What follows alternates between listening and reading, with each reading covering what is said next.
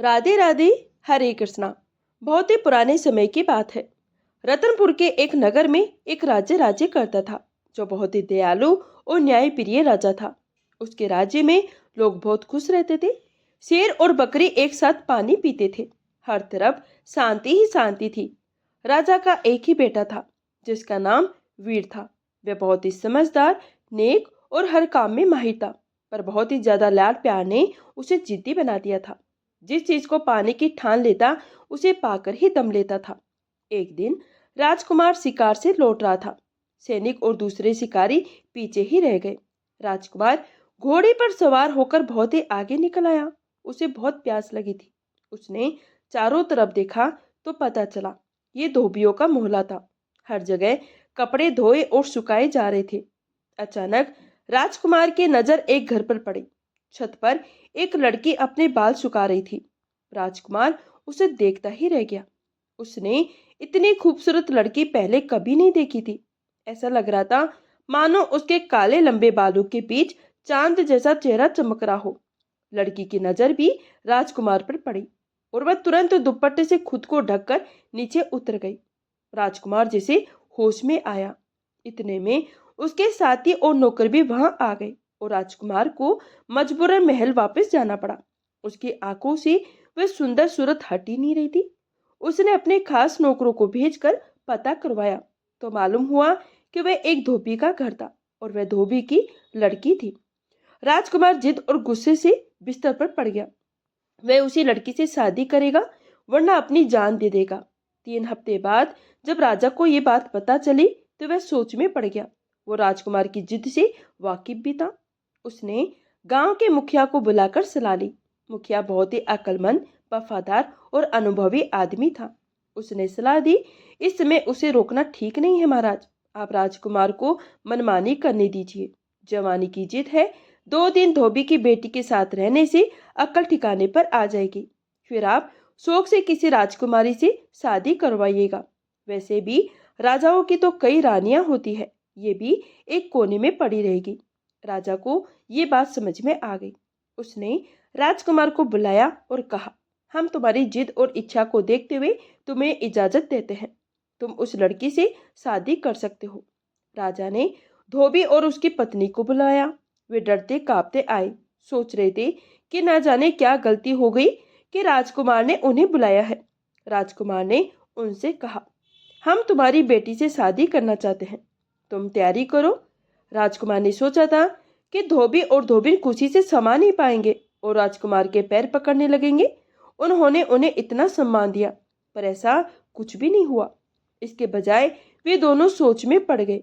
फिर बोले, राजकुमार, ये तो हमारी खुशनसीबी है कि आपने ऐसा इरादा किया, लेकिन हम अपनी बेटी से पूछकर जवाब देंगे। राजकुमार ने ये सुना तो उसे बड़ा गुस्सा आया। एक तो वह इस धोबी का मान सम्मान बढ़ा रहा है, इस गरीब की बेटी से शादी कर रहा है, और ये उसके राज्य का मामूली धोबी कह रहा है कि बेटी से पूछकर बताएगा। लेकिन उसके दिल का मामला था। उसे उस लड़की से प्यार हो गया था, इसलिए धोबी की बात बर्दाश्त कर गया। उसने धोबी से साफ कह दिया, हमें इनकार सुनने की आदत नहीं है। इनकार करने पर तुम्हारे पूरे खानदान को जेल में डाल दूंगा। वे दोनों, धोबी और उसकी पत्नी, जैसे डरते कांपते आए थे वैसे ही चले गए। घर पहुंचकर उन्होंने अपनी लड़की से कहा, राजकुमार तुमसे शादी करना चाहते हैं। अगर तुमने मना किया तो हम जान से हाथ धो बैठेंगे। लड़की कहने लगी, पिताजी ठीक है, मैं राजी हूँ, लेकिन राजकुमार से कहिएगा कि मेरी 4 शर्तें हैं। खुद आकर सुन ले। अगर मंजूर हो तो बारात लेकर आ जाए। अगले दिन धोबी राजकुमार के महल गया और लड़की का संदेश पहुंचा दिया। उसके मन में डर था कि कहीं राजकुमार गुस्से में आकर उसका सिर धड़ से अलग ना कर दे। धोबी की बेटी और इतनी हिम्मत कि राजकुमार के सामने शर्त रखे। राजकुमार पहले तो ये सुनकर बहुत ही गुस्सा हुआ। उसका दिल चाहा कि तलवार से धोबी को खत्म कर दे, लेकिन फिर एक तरफ तो प्यार था, दूसरा उसे जिज्ञासा हुई कि देखे ये धोबी की लड़की क्या क्या शर्तें रखती है। राजकुमार उसी वक्त धोबी के साथ उसके घर पहुंचा। 2 कमरों का मकान था। नीचे धोबी और उसकी पत्नी और माँ रहते थे। ऊपर की मंजिल पर लड़की रहती थी। राजकुमार पहुंचे तो नीचे कमरे में एक तरफ पर्दा डालकर लड़की बैठ गई और कहने लगी, मेरी चारों शर्त अगर आपको मंजूर है तो मैं आपसे शादी करने को तैयार हूँ। पहली शर्त यह है कि मैं आपके महल में रात में नहीं रुकूंगी, सुबह जाऊंगी और शाम को वापस अपने घर आ जाया करूंगी। राजकुमार ने सोचा, ये क्या बात हुई, ये कैसी अजीब शर्त है। लेकिन फिर ख्याल आया, ये सब कहने की बातें हैं। एक बार शादी हो गई तो महल छोड़कर झोपड़ी में वापस कौन आता है। राजकुमार कहने लगा, मंजूर है। तुम दूसरी शर्त बताओ। लड़की ने कहा, दूसरी शर्त यह है कि आप मुझे छूने या बात करने की कोशिश नहीं करेंगे। राजकुमार को यह सुनकर हंसी आ गई। शादी है कि मजाक है। उसने सोचा, सब कुछ हो जाए बाद में देख लूंगा। कहने लगा, चलो ये भी मंजूर है। लड़की ने कहा, मैं आपके महल का पानी तक नहीं पीऊंगी। राजकुमार ने सोचा, ये भी बकवास है। जब दिन भर रहेगी तो कैसे मुमकिन है कि ये कुछ भी न खाए और कुछ भी ना पिए। उसने जवाब दिया, मुझे ये भी मंजूर है। लड़की फिर कहने लगी, मेरी चौथी, अगर आपने मुझे उंगली से भी छूने की कोशिश की तो हमारा रिश्ता खत्म हो जाएगा, फिर मैं कभी वापस नहीं आऊंगी। राजकुमार ने सोचा, ये बड़ी अजीब लड़की है, कैसी बदतमीज है। एक बार शादी हो जाए तो सारी शर्तें धरी की धरी रह जाएगी। उसने कहा, मुझे तुम्हारी सारी शर्तें मंजूर है। लड़की ने कहा, अगर आपको शर्त मंजूर है तो फिर आप बारात ले आइएगा। लड़की नहीं चाहती थी कि उसके वजह से धोबी किसी मुसीबत में पड़े। राजकुमार दो चार दोस्तों को साथ लेकर उसे ब्याहने चला गया और फेरे पड़वा कर दुल्हन को महल में ले आया। बहू ने साड़ी पहन रखी थी, बड़ा सा घूंघट निकाल रखा था जिसमें उसका चेहरा पूरी तरह से छुपा हुआ था। पता ही नहीं चल रहा था कि नई बहू बनकर महल में आई है। राजा रानी तो वैसे भी शामिल नहीं हुए थे, बस एक राजकुमार की खास दासी थी, वही हाथ बांधे खड़ी रही, कोई हुक्म हो तो पूरा कर देती। शाम हुई तो दासी ने आकर बताया, गाड़ी लग गई है। बहू उठी और सीधी गाड़ी में जाकर बैठ गई। अगले दिन सुबह उन्हीं कपड़ों में इसी तरह लिपटी भी आई और उसी कुर्सी पर बैठ गई। दिन भर ना तो कुछ खाया, ना ही पिया और ना ही हिली डुली, ना ही किसी से बात की। पत्थर की मूर्ति की तरह बैठी रही। शाम को वापस चली गई। एक दिन, 2 दिन, 3 दिन, पूरे 6 महीने बीत गए। उसके रोज के काम में कोई फर्क नहीं आया। जैसा राजकुमार ने सोचा था ऐसा कुछ भी नहीं हुआ और राजकुमार अपनी शर्तों से बंधा हुआ था। जिस चेहरे को देखकर उसने अपनी नींद और चैन त्याग दिया था, उस चेहरे की एक झलक तक देखने को नहीं मिली। दरबार में लोग अलग अलग बातें बनाने लगे। राजा रानी सब परेशान हो गए। एक दिन उसने धोबिन को बुलवाया और कहा, तुम अपनी बेटी को समझाती क्यों नहीं हो। अब वह हमारी रानी है, उसे महल में रहना चाहिए। इस तरह रोज रात को चले जाना अच्छा नहीं लगता, लोग बातें बनाते हैं। धोबी हाथ जोड़कर बोला, राजकुमारी की जय हो। सच बात तो यह है कि वह हमारी बेटी है ही नहीं। एक दिन हमारे घर पर आई और बोली, इस दुनिया में मेरा कोई नहीं है, मुझे अपनी बेटी बनाकर अपने घर में रख लो। हमारी कोई औलाद नहीं थी, मेरी पत्नी को उसकी सुंदर सूरत भाई, हमने उसे घर में रखा, हमारे घर में ऊपर रहने लगी। हमसे उसने उसके बाद कोई वास्ता ही नहीं रखा। क्या खाती है, कहाँ पीती है, क्या करती है, हम कुछ भी नहीं जानते। कभी कभी मेरी पत्नी के पास आकर बैठ जाती है, उसे माँ कहती है, वो बेचारी इसी में खुश रहती है। उसने हमें कसम दे रखी थी तो हम चुप रह गए। जैसा उसने कहा वैसा हमने किया। राजकुमार, उस पर हमारा कोई जोर नहीं, आप हमारी जान बख्श दे। धोबी चला गया और राजकुमार अजीब सोच विचार में पड़ गया। करे तो क्या करे, उसका मन हर तरह से उचट चुका था। आखिर एक दिन किसी को बताए बिना महल से निकल पड़ा। बस अपनी विश्वास पात्र दासी को बताया कि वह कहाँ जा रहा है। पता नहीं कहाँ जाएगा, पता नहीं कब वापस आएगा। मेरे पिताजी या मेरे बारे में कोई भी पूछे तो कह देना कि यात्रा पर गए हैं। और ठीक है। दासी का दिल राजकुमार की हालत देखकर बहुत ही दुखता था। उसने भी सोचा, चलो अच्छा है, कुछ दिनों इस झंझट से मुक्ति तो मिलेगी। राजकुमार का मन दुनिया से ही उठ चुका था। वह हिमालय पर्वत की तरफ निकल गया। महीने इधर उधर भटकता रहा। एक रात बर्फ से ढकी पहाड़ी पर रात गुजारने के लिए एक गुफा तलाश कर रहा था कि एक गुफा में कुछ रोशनी दिखाई दी। डरते डरते अंदर पहुंचा तो देखा एक बहुत ही बड़ा बुढ़ा आदमी पूजा कर रहा है। उसकी आंखें बंद है, दाढ़ी और सिर के बाल बहुत ज्यादा बढ़े हुए हैं। पूरे शरीर और पलकों तक की धूल जमी हुई थी। एक चिराग जल रहा था जिसमें 1 गज लंबी बत्ती जल चुकी थी। 1 गज अभी बाकी है। उन्हें देखकर राजकुमार के दिल को बड़ा सुकून मिला। वह भी उनके कदमों के पास बैठ गया, लेकिन उन्होंने आंखें नहीं खोली। उन्होंने समाधि लगा रखी थी। उन्हें कुछ खबर नहीं थी, वे ईश्वर के ध्यान में डूबे हुए थे। राजकुमार वहीं रहने लगा। रोज सुबह उठकर झरने से पानी लाता, योगी महाराज के हाथ पांव धोता, बाल धोता, बालों में कंघी करता, गुफा की सफाई करता, नीचे घाटी से जंगली फल फूल तोड़कर लाता, उनसे अपना पेट भरता। 1 महीने के बाद उस योगी महाराज ने आंखें खोली तो राजकुमार को सामने हाथ जोड़े बैठे पाया। राजकुमार ने उन्हें पानी पिलाया, जंगली फल फूल खिलाए, उनके हाथ पांव दबाए। योगी महाराज बोले, बच्चा, तू तो राजकुमार है, इस योगी की कुटिया में तेरा क्या काम है?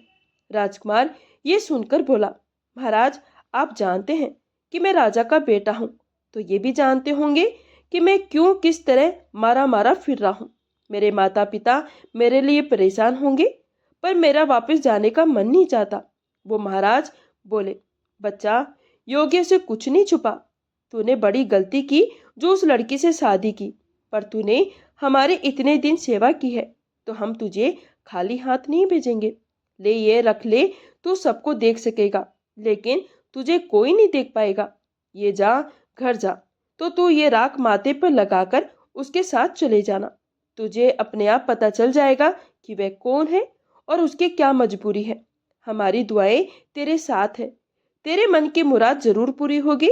उस योगी महाराज ने अपने चिराग की जली हुई बत्ती की राख उसे दी, जिसे राजकुमार ने संभाल कर कपड़े में बांध कर रख लिया और योगी को अलविदा कहकर चल दिया। कई दिन का सफर तय करने के बाद वापस महल में पहुंचा तो इस हाल में कि कपड़े फट गए थे, पाँव में छाले पड़ गए थे और बहुत ही पतला दुबला कमजोर हो गया था। कमरे में धोबी की लड़की उसी तरह उन्हीं कपड़ों में कुर्सी पर बैठी हुई थी। दासी राजकुमार को देखकर बहुत ही खुश हुई। कहने लगी, राजकुमार कहाँ चले गए थे? ये क्या हाल बना लिया? राजा और रानी भी लगातार आपके बारे में पूछते रहते हैं। मैं यही कह देती हूँ कि आप यात्रा पर गए हैं। ओ ठीक है। आप राजकुमार बहुत ही खुश था। उसने गर्म पानी से स्नान किया, बाल कटवाए और पेट भरकर खाना खाया। उसने दासी से पूछा, क्या ये मेरे पीछे भी रोज इसी तरह आती थी? दासी ने बताया कि उसके नियम में कोई फर्क नहीं आया था, वो रोज उसी तरह आती थी। राजकुमार ने कहा, मैं बहुत ही थका हुआ हूँ, अब सोऊंगा, लेकिन शाम को जब ये घर जाने लगे तो मुझे जगा देना। शाम को जब धोबी की लड़की जाने का वक्त हुआ तो उस दासी ने राजकुमार को जगा दिया। राजकुमार ने झट माथे पर साधु महाराज की दी हुई राख रख ली और उसके साथ हो लिया। अगले दिन सुबह सुबह राजकुमार वापस आया और दासी से बोला, आज मैं उसी कमरे में सोऊंगा। जब वह धोबी की लड़की आकर बैठ जाए तो तुम आकर मुझे जगाना और मुझसे पूछना कि दिन चढ़ गया है, मैं उठता क्यों नहीं हूँ। मैं जो ना बताना चाहूँ उसे भी जिद करके पूछना। दासी समझदार थी, समझ गई कि राजकुमार का क्या मतलब है। जब धोबी की लड़की आकर अपनी कुर्सी पर बैठ गई तो दासी ने आकर राजकुमार को जगाना शुरू किया। राजकुमार पहले तो जागा नहीं, जब जागा तो दासी को डांटने लगा, क्या मुसीबत आ गई, क्यों जगा दिया मुझे? मैं इतना अच्छा ख्वाब देख रहा था, मेरा ख्वाब तोड़ दिया तुमने। दासी कुसामत करने लगी। राजकुमार बताइए। पहले तो राजकुमार उसे टालता रहा, फिर बोला, अच्छा अब तो इतनी जिद कर रही है तो बता देता हूँ। मैंने सपने में देखा कि कल रात जब ये धोबी की लड़की उठकर यहाँ से गई तो मैं भी इसके साथ साथ चला गया। ये गाड़ी में बैठी तो मैं भी साथ में बैठ गया। सच थोड़ी, ख्वाब में। मैं तो ख्वाब में इसके साथ गया था। दासी ने फिर पूछा, अच्छा तो फिर क्या हुआ? राजकुमार कहने लगा, फिर क्या हुआ? मैं जोर जोर से घोड़ा गाड़ी हिला रहा था और ये गाड़ीवान को डांट रही थी, आज ये कैसी गाड़ी चला रहे हो? गाड़ीवान बेचारा बोला, राजकुमारी जी, मैं तो रोज ऐसे ही चलाता हूँ। खैर, जैसे धोबी का घर गया, ये धोबी की लड़की धोबी और धोबन के पास तो नहीं गई, सीधे चढ़कर ऊपर पहुंच गई। मैं इसके साथ कमरे में आ गया। क्या सजा हुआ कमरा था? लगता ही नहीं था कि ये धोबी का कमरा है, धोबी का घर है। सोने चांदी का कालीन बिछा हुआ था, सोने चांदी की कुर्सी रखी हुई थी। राजा के महल से भी ज्यादा खूबसूरती से सजा वो कमरा था। मैं भी कुर्सी पर बैठ गया। दासी पूछने लगी, आप और इनके कमरे में बैठकर कैसी बातें करते हैं? राजकुमार बोला, अरे सच थोड़ी, ये तो सपने में था। दासी ने फिर पूछा, अच्छा बताइए फिर क्या हुआ आपके सपने में? राजकुमार बोला, होना क्या था, इस धोबी की लड़की ने ये जो साड़ी साल भर से पहनकर आ रही है ऐसे उतार कर फेंकी जैसे किसी भिखारी की साड़ी हो, और अपनी नौकरानी को देने लगी कि हमाम तैयार है। दासी ने जवाब दिया, हाँ राजकुमारी, गर्म पानी तैयार है। ये हमाम में घुस गई तो मैं भी इसके साथ ही उसके हमाम में घुस गया। दासी फिर बोली, आप राजकुमार, आप इनके साथ हमाम में घुस गए, क्यों बेवकूफ बनाते हो? राजकुमार बोला, ऐसा कहीं हो सकता है क्या? तू तो सब कुछ सच समझ जाती है। मैं तो ख्वाब की बात कर रहा था। चल अब नहीं सुनाता तुझे ख्वाब। राजकुमार रोकने लगा तो दासी कान पकड़े बोली, राजकुमार सुनाइए, अब नहीं बोलूंगी बीच में। राजकुमार ने कहना शुरू किया, बस फिर क्या था, इसने नहाना शुरू किया। मैंने सोचा चलो बहुत दिन से अच्छा स्नान नहीं किया, मैं भी नहा लूं। ये एक कटोरा भरकर पानी डालती, मैं 4 कटोरे डाल लेता। इसके शरीर का साबुन भी नहीं छूटा था कि पानी खत्म हो गया। इसने अपनी नौकरानी को आवाज लगाई, आज पानी इतना कम क्यों रखा है? नौकरानी ने कहा, राजकुमारी, मैंने उतना ही पानी रखा है जितना रोज रखती हूँ, कम हो तो आप और ले लीजिए। वे एक और बाल्टी ले आई, वे भी मैंने खत्म कर डाली। फिर तीसरी बार इसने पानी मंगवाया। जैसे तैसे ये हमाम से निकली। इसी समय नौकरानी को आवाज लगाई, तुरंत खाना लगाओ, बहुत ही भूख लगी है। सारा दिन भूखा प्यासा बैठना पड़ता है। नौकरानी छत पर गई और आसमान की तरफ हाथ करके खड़ी हो गई। आसमान से एक थाल उतरा जिसमें सोने चांदी के बर्तनों में दुनिया भर के मजेदार पकवान रखे थे। नौकरानी ने अपने लिए थोड़ा खाना निकाला और बाकी थाल लाकर इसके सामने रख दिया। मैंने सोचा, लाओ आज मैं भी इसके साथ खाना खा लूं। कितने दिनों से जंगल जंगल घूमते अच्छा खाना नहीं मिला था। ऐसा मजेदार खाना कि क्या बताऊं। एक निवाला ये खाती और 4 निवाले मैं खा जाता। इसका पेट भी नहीं भरा और खाना खत्म हो गया। इसने फिर नौकरानी को डांट पिलाई कि दासी, क्या बात है आज, और क्या कर रही हो? इतना सारा खाना रखा है, मैं भूखी रह गई। नौकरानी बेचारी हैरान थी, बोली, राजकुमारी, मैंने उतना ही खाना आपके लिए निकाला था जितना रोज निकालती हूँ। लीजिए, आप मेरे हिस्से का भी ले लीजिए। लेकिन आज कुछ तो गड़बड़ जरूर लगती है। क्या राजकुमार ने आपसे बातचीत तो नहीं की? इस पर ये धोबी की लड़की अपनी नौकरानी को डांटने लगी कि तेरी हिम्मत कैसे हुई ऐसी बातें कहने की? वो तो मुझे कभी छू भी नहीं सकता। सुनो, तूने इस धोबी की लड़की ने मेरे बारे में ऐसा कहा, मुझे भी गुस्सा आ गया। बाकी खाना भी ये थोड़ा सा ही खा पाई और मैं सब खा गया। ये भूखी ही रह गई। लेकिन मन ही मन हैरान हो रही थी कि मामला क्या है। फिर आसमान से इसके लिए कपड़े आए।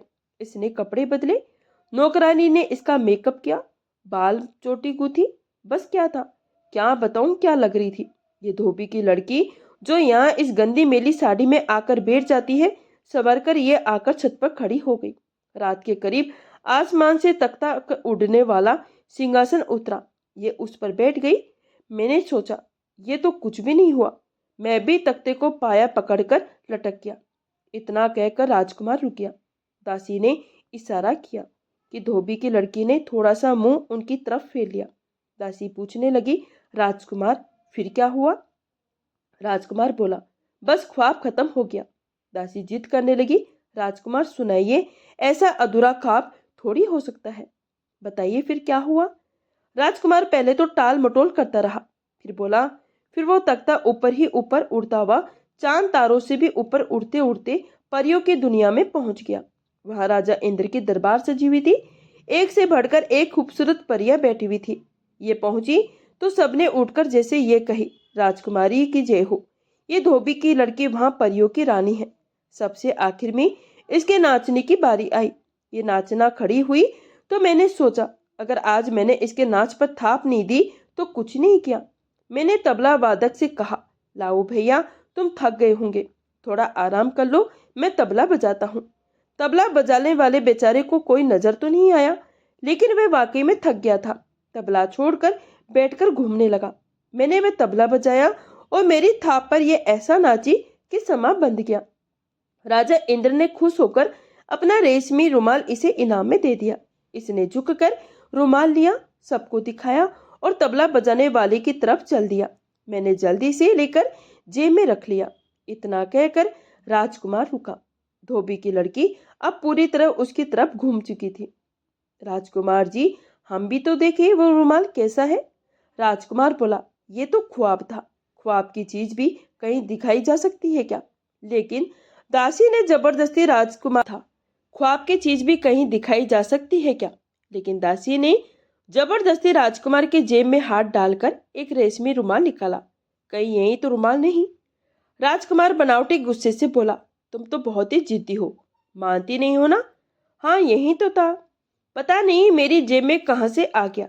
धोबी की लड़की का दुपट्टा छोटा हो गया। वो पूरी तरह उनकी तरफ मुड़ चुकी थी। दासी ने फिर से कहा, सुनाइए राजकुमार, फिर क्या हुआ? राजकुमार कहने लगा, होना क्या था? राजा इंद्र ने इससे दोबारा नाचने की फरमाइश की। मैंने फिर से ढोल संभाला। जितना अच्छा मैंने ढोल बजाया, ये उतना ही अच्छा नाचती रही। राजा इंद्र ने खुश होकर अपनी अंगूठी इनाम में दी।